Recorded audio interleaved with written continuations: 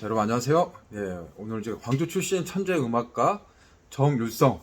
지금 이것 때문에 지금 난리가 났습니다. 사실 광주 출신이거든요. 광주 출신인데 이제 어린 시절을 광주에서 보내다가 이제 중국으로 갔죠. 예전에 이제 항일 시대 우리 일제 강점기 시절에 독립운동 하면은 사실 의열단 활동하면서 중국으로 넘어가기도 하고 뭐 북한으로 넘어가기도 하고 그랬었잖아요. 근데 이제 그분이 이제 중국에서 추앙받는 이제 음악가로 주목을 받고 있는데, 이제 논란의 소지가 뭐냐면 이제 중국 군과 또 그리고 북한 군과 공산당을 응원해주는 사실상 응원단장, 그 역할을 했다는 겁니다. 시간이 많이 지났죠. 이제 죽은 지 48년이 지났는데 이게 다시 소환이 됐습니다. 이게 광주만의 문제가 아니라 전국의 문제가 됐습니다. 최근 윤석열 대통령이 엊그제 참모들 모아놓고 이 공산주의자, 우리나라의 주적 공산주의자에 대한 이 추모 역사공원, 이 돈을 만드는데, 이 공간을 만드는데 한 48억 가까운 예산이 투입된다는 겁니다. 여기 이제 반기를 들고 제동을 건 겁니다. 박민식 보훈부 장관이 오늘 또 이 순천을 내려와서 절대로 안 될 말이다, 있을 수 없는 일이라고 하면서 이 강도 높은 비판 수위를 높여갔습니다. 이렇게 이제 분위기가 이렇게 지금 이 급반전되고 있잖아요. 대통령, 주무부처 장관까지 나서서 이렇게 진행이 되다 보니까 이제 흐름이 좀 중단되는 그런 상황이 좀 달궈지고 있습니다. 그리고 지금 전국에서 지금 뜨겁죠. 이게 이념 자체, 이제 보수, 그리고 뭐 진보, 이게 또 철진한 이념을 가지고 색깔론을 펴고 있다라고 하는 게 이제 광주시, 또 광주 지역의 이제 민주당 이 정권, 이 정치인들의 이제 목소리고, 이 강기정 광주시장은 이 사업을 강행하겠다. 지금 철진한 색깔 공세하지 마라. 지금 오염수, 일본 오염수 나오면서 이 총선 이 이슈로 이걸 덮으려고 하는 것이다. 이거는 밀고 나가겠다.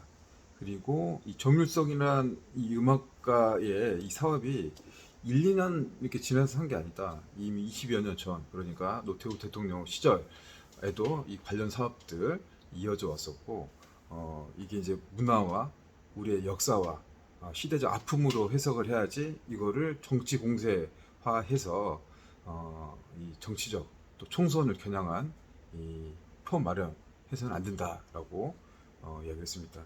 일단 뭐 강기정 광주시장은 이제 문재인 대통령 시절에 이 청와대 이 정무수석을 또 오랫동안 했었고, 광주에서 삼선 의원 했고, 지금 이제 광주시장에 당선돼서 지금 1년째 맡고 있는데 굉장히 이제 좀 강한 기질을 가지고 있죠. 거의 그냥 계속 밀어붙이는 그런 상황이고, 5개, 5개 구청, 그리고 이제 오늘은 이제 광주시의원, 광주시의회 구성하는 의원들이 대부분 다 민주당입니다. 민주당이 한 98%, 95% 정도로 보시면 돼요. 그분들 나서서 똑같은 말 입장이죠. 정치적 해석하지 마라, 색깔론이다, 그런 입장이 나왔습니다. 근데 이제 뭐 시민 한 사람, 이제 광주 시민 한 사람으로 보면 이게 갈등이 지금 계속 이어지고 있잖아요. 정부, 그리고 이제 지방 정부. 사실은 뭐 갑과 을의 그 역학 구도는 이미 명확하게 나눴죠. 광주시가 사실 해보기 힘들죠.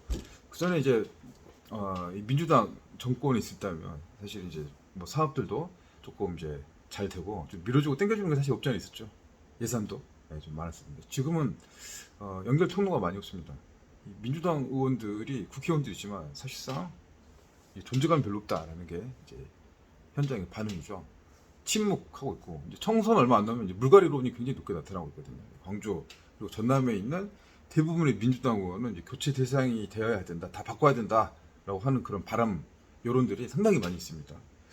국민의힘은 지지율이 한 10% 정도, 이제 그 정도밖에 안 되고 있는데, 내년 총선에서 이제 국민의힘도 어떤 역할을 좀 해줄지 모르겠는데, 이제 이 지금 대립각들 이런 상황들이 지금 계속 이어지고 있다 보니까 사업하기는 굉장히 좀 힘들어질 수 있을 것 같아요. 이제 미운 털이 바뀔 수가 있죠. 대립각이 계속 되고 있잖아요.